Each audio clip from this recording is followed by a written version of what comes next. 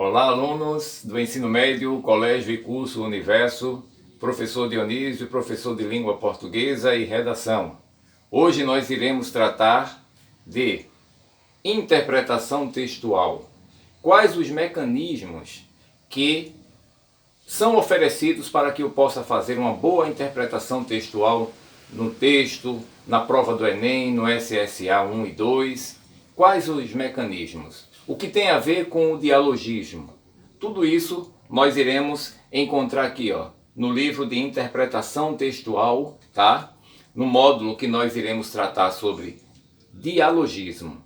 Vamos direto ao assunto? Deixa eu ligar aqui o Datashow. E aí nós iremos tratar hoje, tá? Do dialogismo na interpretação textual. Muito bacana, gente. É uma série de 3 aulas. Essa é a primeira. E o objetivo é fazer com que vocês obtenham os mecanismos necessários para que possam fazer uma boa interpretação textual. Então, boa aula. Vamos lá, vamos direto ao assunto. Olha lá, ó.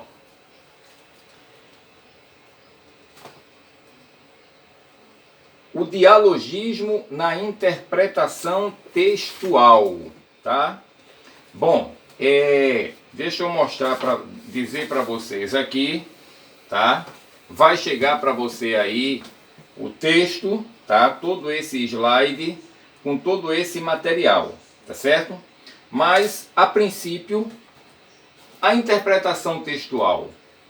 Como que nós encaramos uma interpretação textual?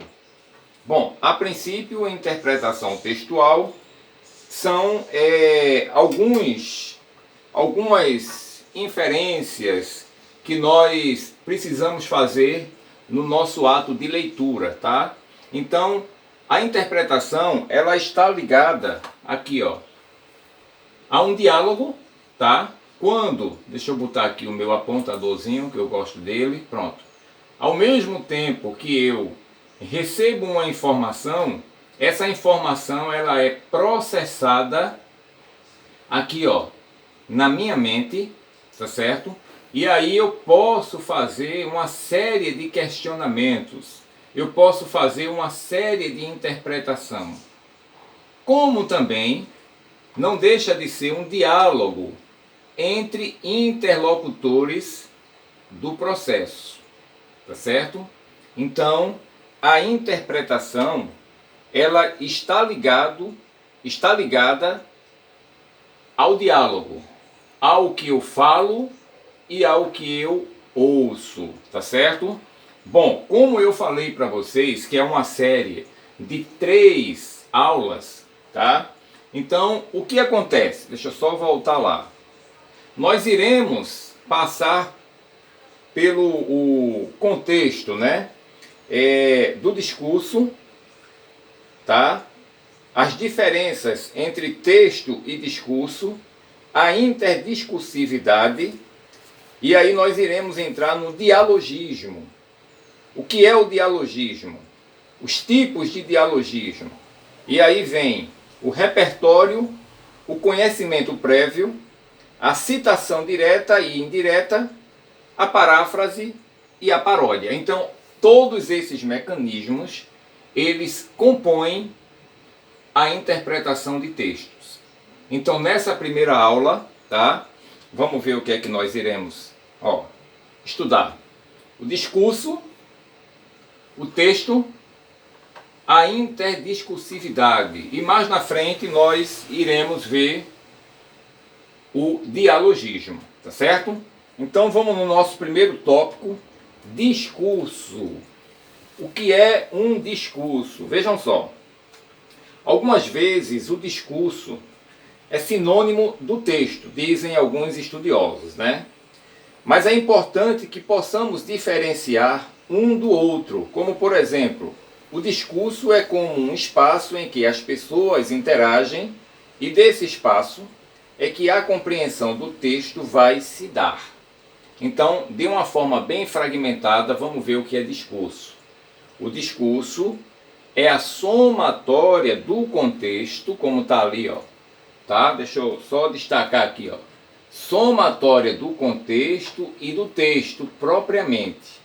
Um conjunto de ideias organizadas por meio da linguagem, de modo a influir no raciocínio, a condição da produção de sentido para que se produza os textos. Então veja, aqui está a definição do discurso. Vamos ver, para que a gente possa entender o discurso, é importante que a gente faça lembrança do que é o texto e o contexto, tá?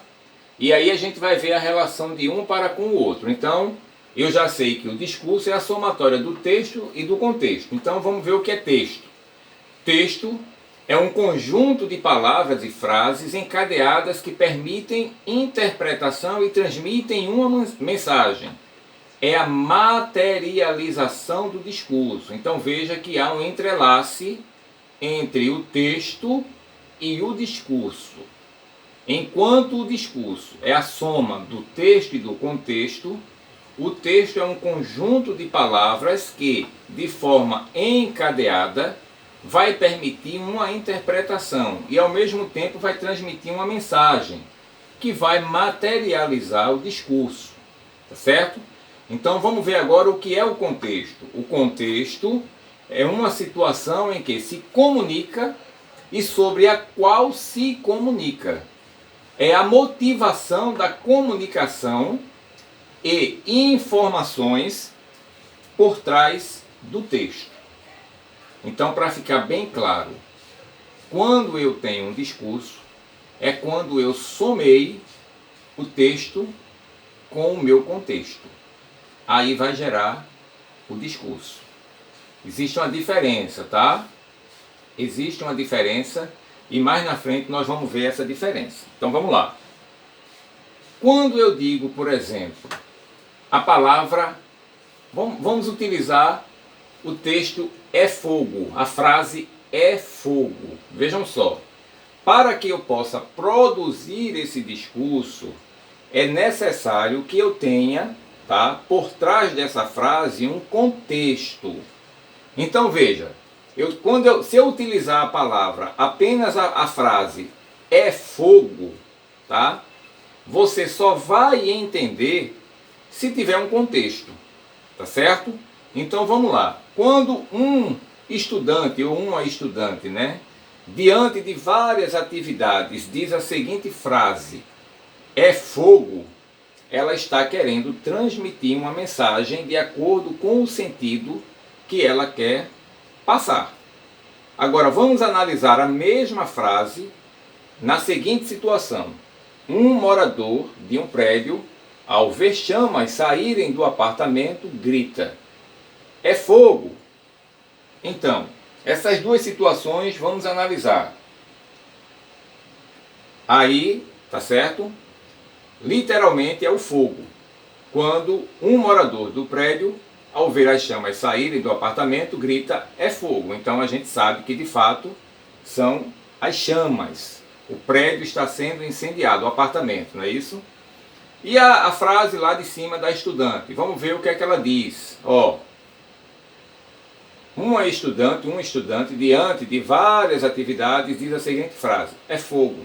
Então, nesse contexto aqui da estudante, ela está relatando uma dificuldade, tá? Dificuldade no aprendizado, dificuldade porque tem um acúmulo de atividades a serem resolvidas, uma série de dificuldades. É isso que ela está querendo dizer. Então, é o contexto, tá certo? E aqui o morador, ele deixa claro quando, diante do apartamento, ele percebe as chamas. Então, realmente são as chamas fogo. Mas entenda que esta frase aqui, ela produz um discurso. E é justamente a soma do texto com o contexto. Vamos para o próximo. E aí, continua a análise, né? Ó, quando ela diz, aqui já estamos no exemplo do discurso, né? A estudante diz, é fogo ao se deparar com uma pilha de livros para estudar, e o morador do prédio diz, é fogo quando ver o apartamento em chamas. Então nós percebemos o texto e o contexto que obviamente originou no discurso. Bom, dentro do discurso, tudo isso eu quero deixar claro, tá certo? Para os alunos do ensino médio, que para que a gente possa ter elementos para fazer uma boa interpretação textual, é importante que a gente saiba o que é, primeiro, interpretar, depois o discurso, texto e contexto. E a gente ainda tem a interdiscursividade, que logo em seguida a gente vai passar pelo dialogismo. Então, estamos no campo do discurso. O que significa o discurso? Nós já vimos, né? Bom, só retomando lá, quando eu falo, aqui ó, deixa eu só voltar aqui, no texto, o texto é o produto comunicativo organizado que se constrói um sentido, uma combinação entre elementos linguísticos, visuais, tá certo? Como, por exemplo, uma charge, tá? Só reforçando aí essa questão do texto. E aí a gente tem o texto verbal, visual, né? O texto verbo visual, que é uma pintura de uma foto, tá? Que ela tenta passar uma mensagem de um fato ocorrido. Então, por exemplo, quando eu tenho um quadro, tá? Uma estrutura que possui cores, que possui tamanho, isso também é um texto. Por trás desse quadro, das cores, existe também o contexto, tá? Então vamos lá, vamos adiante, vamos seguir adiante. Bom, aí eu tenho os tipos de discursos. E aí quando eu tenho o discurso direto ou o discurso indireto, vamos tratar primeiro do discurso direto. Vamos ver o que é o discurso direto. O discurso direto é a reprodução de maneira direta na fala dos personagens de forma integral, normalmente acompanhada por um verbo declarativo. Há geralmente o emprego de pontuação específica, como por exemplo, aspas, dois pontos, travessão, etc. E verbo de elocução, que significa perguntar, falar, pensar, dizer, questionar, tá? Então, quando numa frase, tá, nós percebemos essas características do verbo declarativo, né, da questão da pontuação de aspas, dois pontos, travessão e etc., e a presença de verbos de elocução, então logo a gente sabe que é o tipo de discurso direto. E aí eu trouxe um exemplo para vocês da seguinte forma. Por exemplo, já na primeira semana de aula, o professor Dionísio disse aos alunos: amanhã vocês entenderão como somos tratados aqui. Vejam só, analisando essa frase aí, e para a gente identificar os elementos, né, que caracterizam o discurso direto, a gente já tem aí o seguinte, vejam só, a presença de dois pontos finalizando a frase, tá? Finalizando a frase do narrador, a fala do narrador. Então aqui, ó, quando ele diz aqui, ó, já na primeira semana de aula, o professor Dionísio disse aos alunos. Então, os dois pontos aqui, na frase final do narrador, na fala final do narrador, já indica que o discurso é direto. O travessão aqui, ó, quando ele diz amanhã vocês entenderão como somos tratados aqui, tá? E aí nós já percebemos a reprodução fiel, tá, do que o narrador ele está dizendo. Então, por exemplo, Num discurso direto, né, como já falamos, é a maneira, tá, ou as maneiras que o autor tem para reproduzir a fala dos personagens, ou até mesmo de um entrevistado. Na verdade, nós temos três tipos de discurso, tá? Que é o discurso direto, o discurso indireto e o discurso indireto livre. Mas, necessariamente, nós só iremos tratar do discurso direto e do discurso indireto, tá?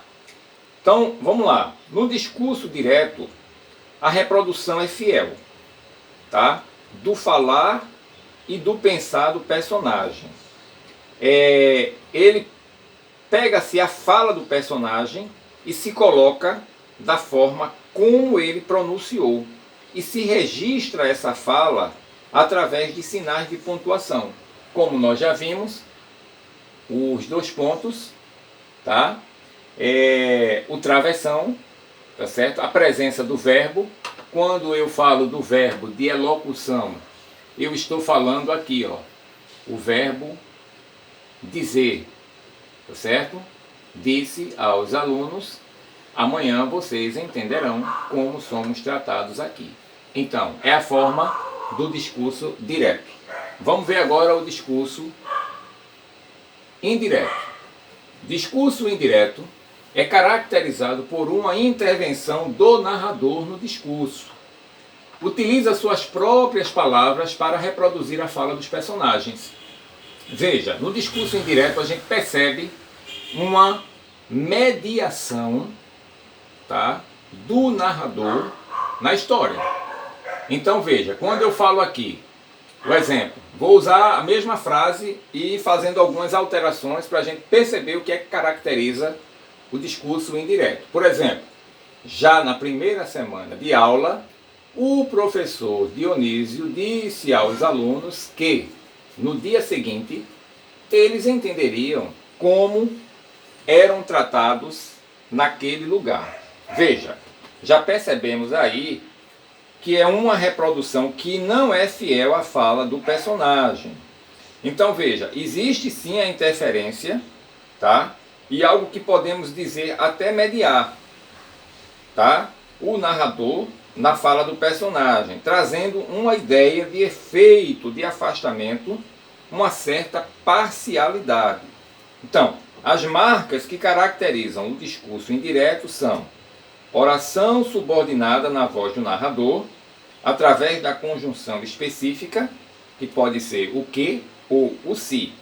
Então veja, nesse exemplo aqui, ó, quando nós dissemos, já na primeira semana de aula, o professor Dionísio disse aos alunos que no dia seguinte eles entenderiam como eram tratados naquele lugar. Então, veja, aqui nós já percebemos também a presença do verbo de elocução, disse, tá? O que, aqui ó, esse que aí, ele é a representação, tá, da conjunção específica, que, tá? E aí observamos também que automaticamente faz com que o discurso seja uma oração subordinada. Então, quando eu digo aqui, ó, que no decorrer da frase, quando ele diz que no dia seguinte eles entenderiam como eram tratados naquele lugar, está subordinado ao que o professor Dionísio disse aos alunos. Tá certo? Outra marca também que fica evidente é o tempo verbal. Ó, entenderiam e eram. Então, na primeira frase, no discurso direto, se você observar, o tempo verbal aqui, ele está diferente do tempo verbal do discurso direto. Tá certo? Então, quando nós observamos a presença da conjunção que ou se, tá certo? A mudança do tempo verbal e percebemos uma parcialidade do narrador ao personagem, Então estamos falando do discurso indireto, tá? Discurso indireto. Bom, e aí a gente tem a presença também do discurso indireto livre, mas esse nós não iremos tratar nesse momento, nós só iremos tratar do discurso direto e do discurso indireto, tá? Então vamos lá, quando eu tenho o discurso, né? Eu sei que o discurso é a somatória do texto com o contexto. Quando eu falo do... Bom, gente, então vamos agora entrar em interdiscursividade. Vejam só, para que eu possa ter elementos na interpretação textual, eu preciso saber o que é discurso, que é a somatória do texto com o contexto. Já vimos a definição, né? Ou alguma das definições de texto e contexto. Passamos pelo discurso, os tipos de discursos, que é discurso direto e discurso indireto, e o discurso indireto livre, mas só iremos tratar do discurso direto e do discurso indireto. Já vimos, está registrado aí, é só voltar um pouquinho o vídeo e vocês vão entender tudo perfeitamente. Bom, ainda em mais um dos elementos que formam, né, a base para uma boa interpretação textual, nós temos a interdiscursividade. Da mesma forma que nós temos a intertextualidade, nós temos a interdiscursividade. Já sabe-se que intertextualidade é um diálogo entre textos, tá? E a interdiscursividade, professor? De que se trata a interdiscursividade? A interdiscursividade, ela é uma conversa entre os discursos. Por exemplo, aqui, ó, quando eu tenho textos que se vinculam, deixa eu voltar lá. Textos que se vinculam na mesma formação discursiva. É quando ocorre a aproximação de discurso, caracterizada por um citar o outro. Veja, nós estamos falando de discurso. Eu não estou falando de texto. Se houvesse um diálogo entre textos, seria a intertextualidade, mas estamos falando de discurso. Então eu sei que são textos que se vinculam na mesma formação discursiva. Bom, vejam só. Quando nós dissemos, né, o seu eu, a sua voz, a sua fala, dissemos que apesar de ser seu discurso, sua voz, sua fala, apesar de serem seus, tá? Tudo isso é influenciado por outras vozes. Sua fala por outras falas, sua voz por outras vozes, seu pensamento por outros pensamentos. Então veja, nesse modo, nós somos influenciados pela nossa família, por um filme que nós vimos, por um livro que lemos, por uma orientação política, né? Seja esquerda, seja direita, por uma questão religiosa, por amigos que temos, tá? Por filmes, novelas, séries que assistimos, o seu jeito de falar, de escrever, de pensar, ou seja, você vai reproduzir de acordo com tudo isso que foi falado aqui. Eu vou falar, eu vou escrever porque eu sei, eu vou escrever porque alguém escreve de tal forma, eu vou dizer porque alguém diz de tal forma. E tudo isso está ligado às questões religiosas ou às questões políticas, como de filmes, como de novelas, como já foi falado, tá? Então, por exemplo, quando nós dissemos que a interdiscursividade é o diálogo entre discursos, todos os dias nós falamos isso. Principalmente, ultimamente falando, das questões políticas. Então, eu vou dizer o que alguém já falou. Não vai ser nada inédito. Eu vou falar o que alguém já disse. Então, quando eu falo isso todos os dias, é quando ocorre a interdiscursividade. que são textos que se vinculam, tá, entre si, na mesma formação discursiva, tá certo? Então, quando eu falo do jeito que alguém falou, ocorre a interdiscursividade.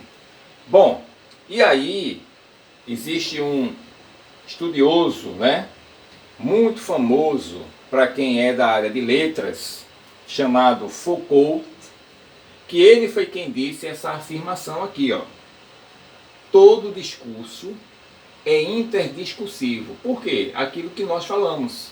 Eu vou escrever porque eu tenho a minha opinião formada através de filmes, através de novelas, através de ideologias políticas, através de ideologia religiosa. Então eu vou dizer o que alguém já disse, mesmo que não seja com as mesmas palavras. Então por isso que Foucault, ele diz que todo discurso é interdiscursivo, tá? Bom, e aí vem um exemplo. Vejam, eu já sei que interdiscursividade é o diálogo entre discursos. E aí eu trouxe esse exemplo de uma propaganda de cerveja no carnaval. Vejam só, você sabe que no carnaval a ideia é vender, é faturar. Então a cervejaria colocou o seguinte: deixei o não em casa. Veja que interessante. Isso foi uma propaganda de uma cervejaria no carnaval com objetivos de vender. E aí, nesse mesmo tempo, o movimento feminista, ele percebeu um certo machismo nesse texto, nesse discurso. Deixei o não em casa, porque, obviamente, o homem, né? Isso aqui traz uma ideia de que o homem ele estaria livre. E a mulher? Não tem voz não? Claro que sim, né? Então o movimento feminista foi e complementou essa frase justamente quando colocou o seguinte: e trouxe o nunca. Então, o movimento lá, a primeira frase foi deixei o não em casa, e o movimento feminista foi e colocou e trouxe o nunca. Por quê? Se tivesse apenas essa frase aqui, deixei o não em casa, isso poderia acarretar numa série de assédios, né? E aí, assédio sexual, né? Aquelas situações que nós sabemos que acontecem no carnaval.